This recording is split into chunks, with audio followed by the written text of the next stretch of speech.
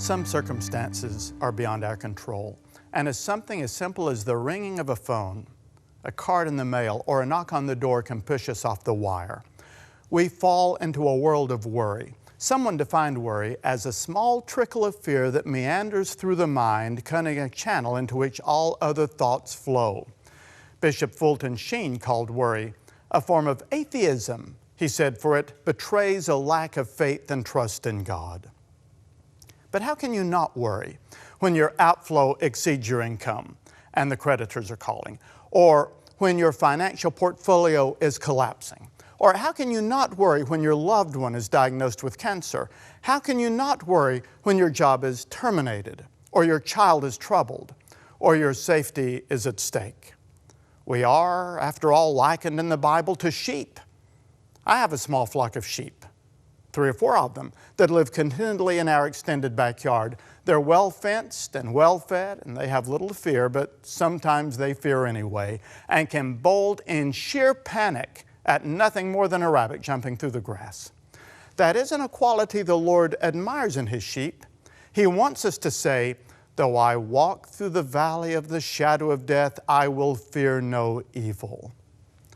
Recently, the phone rang in the wee hours of the morning. It was my sister Ann telling me that our mother had fallen ill, that they were rushing her to the hospital, but with little hope. Ann suggested I return home immediately. It was a terrible jolt. An awful dread swept over me. Worry tried to take over, but instantly a verse of Scripture came to my mind. Psalm 116, verse 15. It says, "Precious in the sight of the Lord is the death of His saints." Somehow from that moment, the grip of panic fell away. Despite the circumstances, I had peace. Our whole perspective changes when, finding ourselves in a hard place, we realize that the Lord has either placed us there or allowed us to be there, perhaps for reasons presently known only to Himself. When we lean on Him, knowing He is in control and He can be trusted, then we discover what the Bible calls the peace that passes all understanding. It is certain that we will face difficulties and that God will allow them. Moses and the Israelites found themselves caught between the devil and the deep Red Sea. So are we sometimes overwhelmed by life's problems.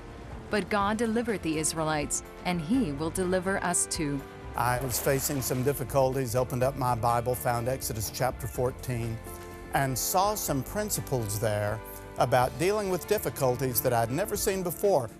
In the Red Sea Rules, author Robert J. Morgan offers 10 sound strategies for moving from fear to faith, revealing how even in the midst of seemingly impossible situations, God has promised to make a way for us. The same Lord who led them in, led them out. We would like to send you a copy of this book as a thank you for your ministry support. Please write to us, order online at crossroads.ca, or call 1-800-265-3100.